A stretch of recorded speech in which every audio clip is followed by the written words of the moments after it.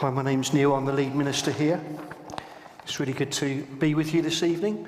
I want us to start by looking at some artwork on the screen. I love paintings, and some of the paintings of the crucifixion are really revealing. I think this is one of the blandest ones that I've come across. If you look at it, the angels are there in their kind of pure white, just around Jesus and the cross. And are you okay? And the people there don't look that distressed, do they? Oh, there's Jesus who I followed for 3 years and he's dying. It doesn't really grab me. If you look at the next painting, and maybe that one did, I quite like this one for the bleakness of it. Because the cross was a lonely place for Jesus. After those years of thousands of people following him and hanging on every word and being fed by him and having their lives transformed by him, actually when you get to the end of it, Jesus dies on the cross with all of his disciples, his best mates, having scarpered apart from John. And John stands at the foot of the cross with Jesus' mother, Mary, and some of the women who financed Jesus' mission stand at a distance. It's a lonely, bleak place. And then this next photo of the cross, I love this one. You might not like it. I love it that the nails in the hands show the blood flowing down into what I imagined is the fracturedness of the world in which we live, reminding us that Jesus actually died on the cross. Not just because we think God was angry with us, but because Jesus saw that the world was broken. And actually that broke God's heart. And God said, I need to bring some healing and wholeness there. And so Jesus stands in that gap and brings healing and wholeness between God and creation. And then this next one, it's just a bloody mess. And Jesus was a bloodied mess when he died on that cross. There was nothing beautiful about it as he hung naked, not with a cloth around him, and breathed his last as the flies just ate into the open wounds on his body. There's nothing glamorous about the cross. And then this final one is painted by a local painter, and the person who did this actually copied it. That picture there, you think, hang on a minute, Jesus didn't have an afro, did he? Jesus wasn't an African like that, but actually the person that did the original copy of this painting did it as a self-portrait. They were an African who was actually crucified for their faith to punish them and then taken down alive, and they thought, the people that crucified him, that it would scare him off being a Christian. It only encouraged him in his faith. But he captured there his own pain and loneliness on the cross. We had a new cross made for us by someone in this church who deals in wood, and he got this wood, I think, from South America. And when it came in and he put it up, I said to him, this is great, but it's far too smooth. I said, can you rough it up a bit and gouge it? I said, can you also please, and this is really important for me, put holes in where the nails went? Because Jesus' hands were nailed to the cross. Or if you want to get technical about it, it might have been in his wrists, but probably in his hands with his wrists tied as he hung there and basically suffocated in his own fluid as it filled up his lungs. Crucifixion is the cruelest form of torture that humanity has ever invented, historians tell us. It was invented to dehumanize you. It was an advert to the enemies of the Roman state. If you do what they do, murder, terrorism, and other awful things, you'll get what they got. It's a fantastic form of advertising. It would make any of us, wouldn't it, think twice before we do the things that they did. And they hang Jesus on the cross because they think he's a terrorist. You have been talking badly about Rome and about Israel. And so you're going to hang there and you're going to die with your hands held captive on a cross. Matthew was one of Jesus' best mates who scarpered when Jesus was arrested and betrayed. And he wrote a story about the life of Jesus. And in that story, hands come up quite often, and they hold us captive. They tempt us to sin. If you are the Son of God, Satan said, throw yourself down, for it is written, he will command his angels concerning you, and they will lift you up in their hands so that you will not strike your foot against a stone. Hands can tempt us to sin, can't they? Maybe I'm on my own in this, but are you ever tempted to sin, to do something that leads you astray? That's what sin literally means. It means missing the mark, or having good intentions and not making it, or ignoring what's right and doing what's wrong. Every day I can lay down on my bed at night and think, there's another place where I missed the mark. Hands can tempt us to sin. Hands can also tempt us and lead us into pointless traditions. The religious leaders say to Jesus about his best mates, "Why do your disciples break the tradition of the elders? They don't wash their hands before they eat." Now, this wasn't about being cleansed before you eat your food and washing them like we know. It was about saying, now I am ceremonially clean and I've got it all together. And Jesus didn't make his disciples do that, and many other pointless rules. And yet I meet so many people in church, or who have drifted from church, who have drifted because they say, there's just so many pointless traditions. There's so many things that I'm told I should do that actually aren't in the Bible, or actually aren't in the Bible after Jesus liberated us, but I felt I should do them. I'll give you one little example.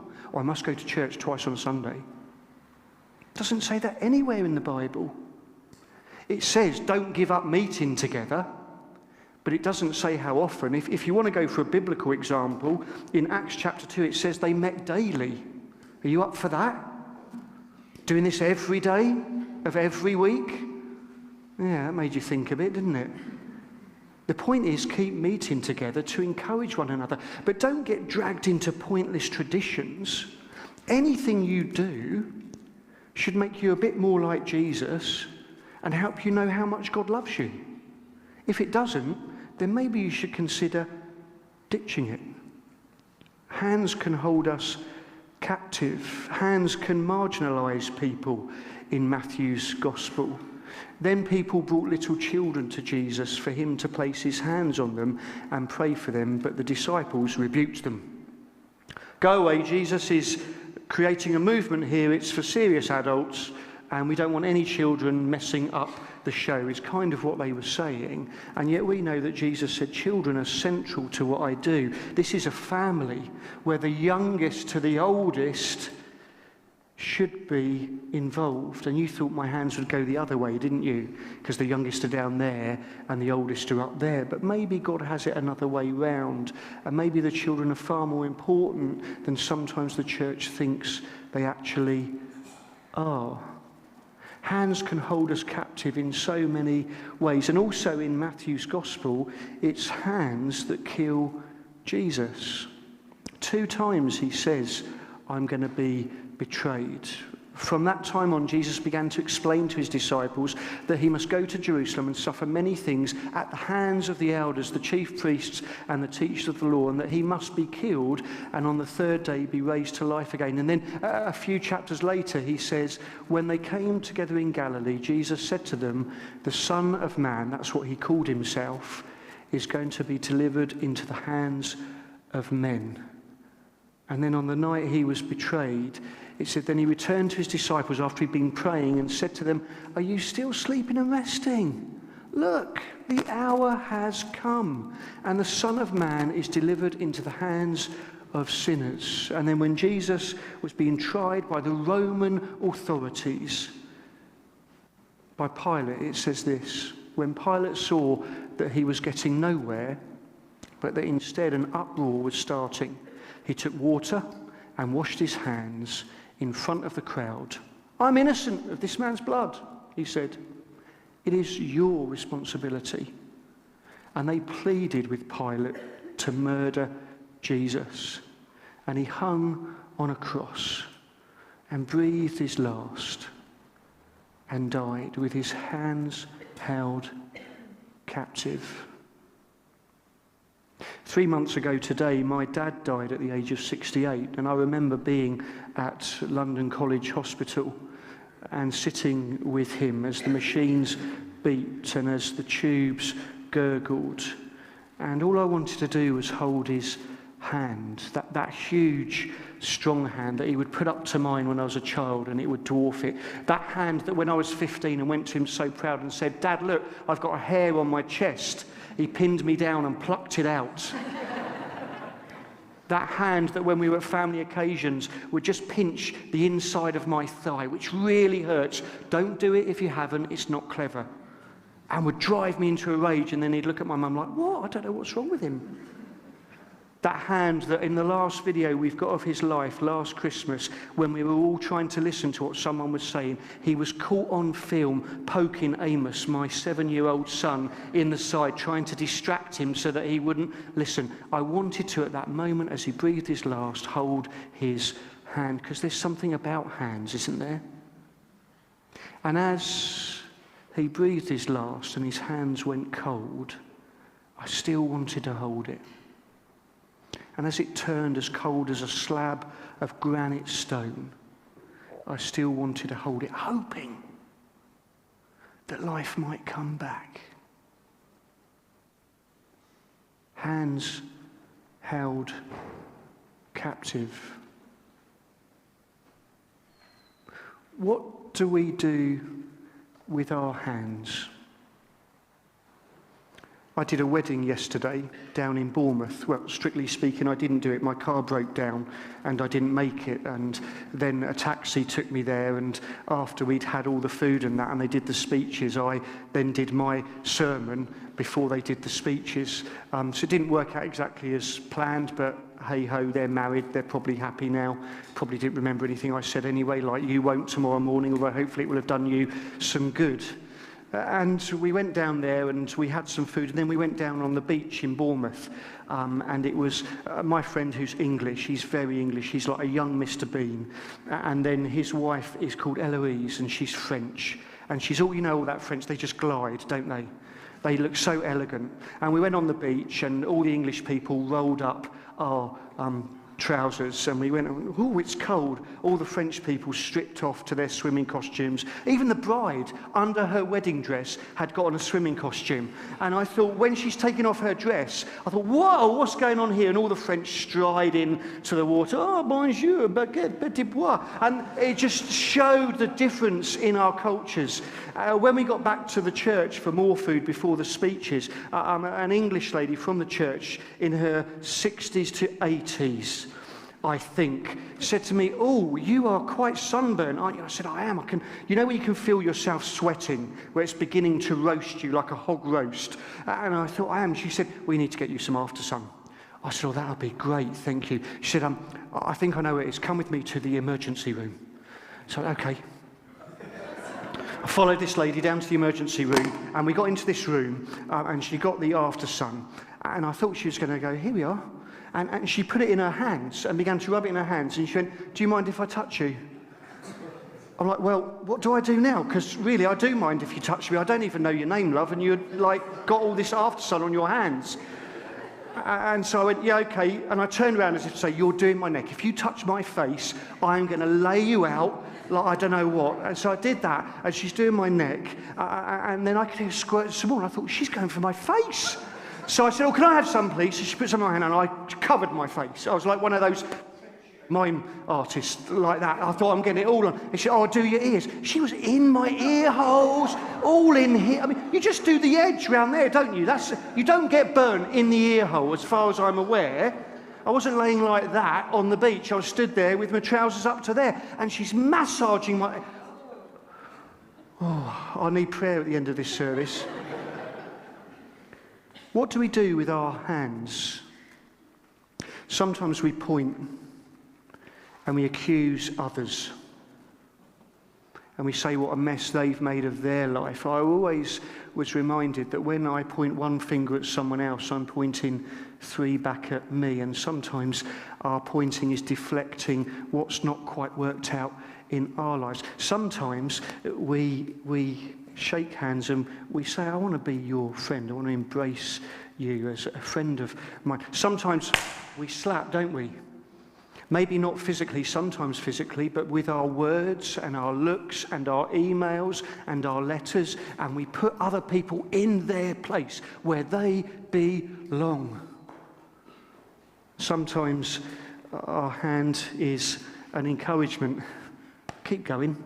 Keep doing what you're doing. My father-in-law, who used to be the minister here, he'd do that to everyone, and they'd go flying over there. Never gave him any warning that he was going to slap him on the back, but it was his way of saying, "You all right?" Boom, boom. Over there, children just flying all over the church. How many were baptised in there because of a back slap, I don't know.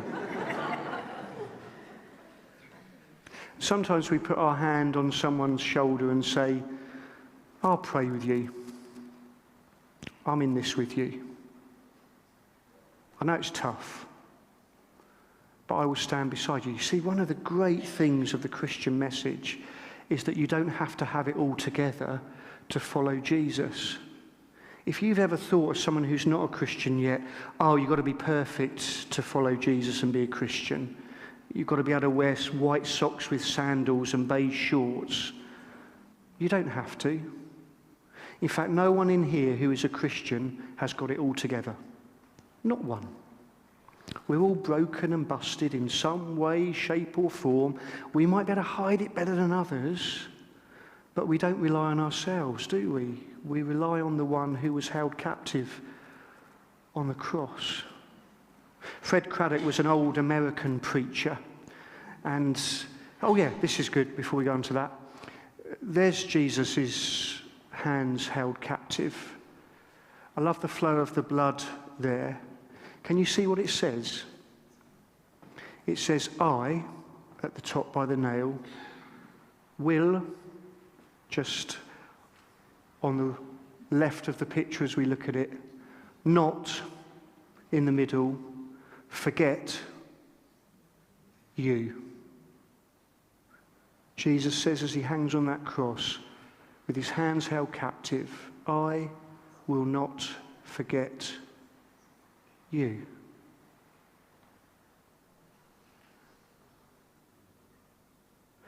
Fred Craddock was an American preacher, and he remembers being a kid, and his dad didn't follow God, and his mum did. And whenever they had a guest preacher in their church, Fred's mum always invited them round for Sunday lunch, because she knew that her husband would have to stay and talk to this preacher because he liked eating his food, and that maybe one day God would creep into his life and he would start following him. And Fred said, "My abiding memory after dinner was my mum standing out in the kitchen washing up with tears streaming down her face." He said, "Because my dad would sit there with the preacher and say, 'You're not interested in me. All you want is my money. All you want is my name on your list. You're not bothered about me at all.'" And Fred said that changed once. When I went to see my dad in hospital when I was an adult and he was an old man. He'd been smoking his whole life and he was riddled with cancer. He was skeletal bone on the bed. He had tubes going in him. He could not speak. And Fred said, "I sat down next to my dad and I said that foolish question that you say, 'How are you doing?' He said, my dad grabbed a Kleenex cardboard box and a pen and he wrote on it a line from Shakespeare. 'In your pain, don't forget to tell my story.'" And Fred said, "Dad, what's your story?" And he wrote 3 words. "I was wrong. I was wrong. All that time I pushed God and the church away. I was wrong."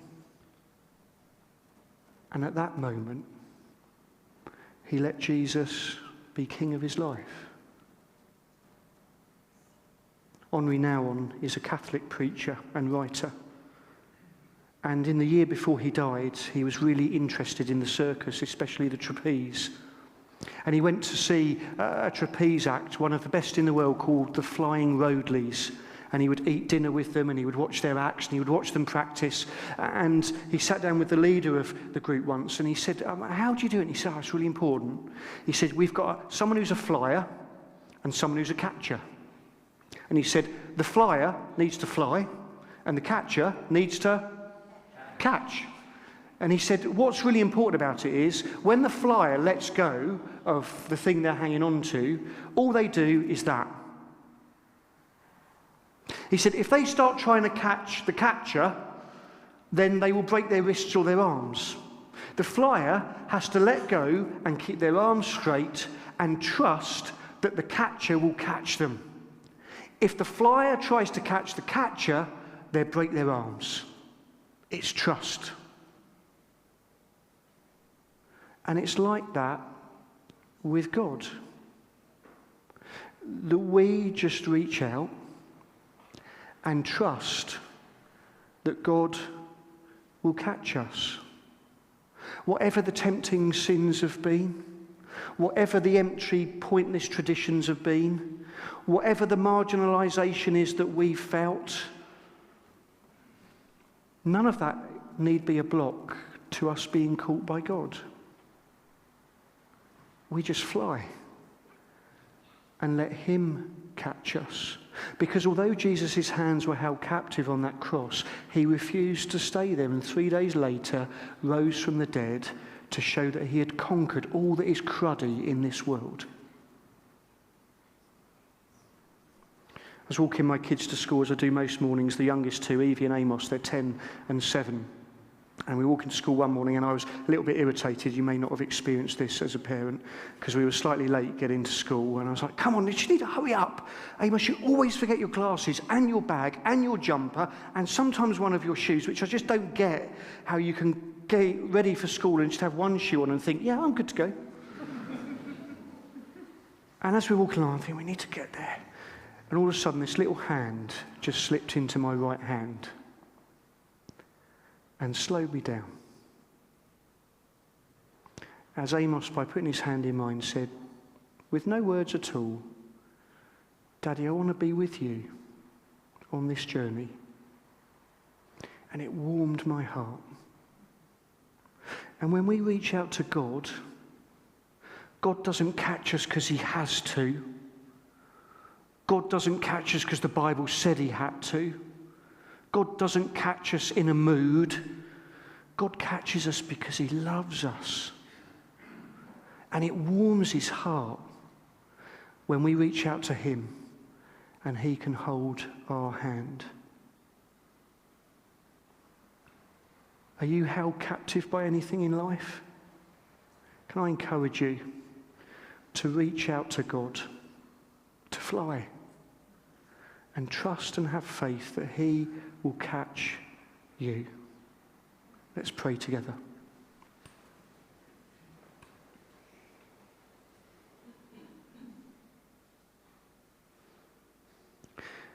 You can reach out your hands to God now by repeating after me this simple prayer in your own heart and mind. And that's a way of you saying to God, I want to be caught by you. I'm trusting you with my life. So here's how the prayer can go this evening. Just repeat after me if you want to, quietly in your own heart. Loving God, I'm sorry for the things that have held me captive. Whether it's sin I've given into, pointless traditions, or allow myself to be marginalised, sometimes powerless to that. I think you love me. And so I'm deciding tonight to trust you. And I place you at the centre of my life. Not because I've got it all together, but because I believe you've got it all together. Please be with me right now and give me peace.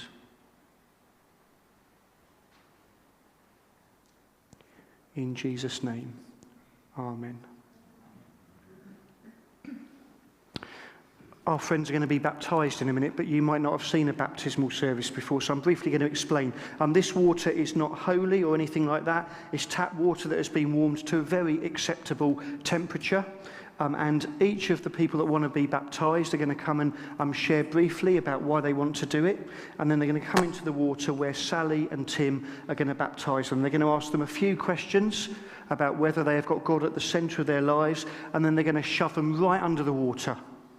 And that's a symbolic way of saying I'm drowning to my old way of life, where it's all about me and trying to do it my way. And then they're going to come up out of the water, and that's them saying, I'm alive with Jesus.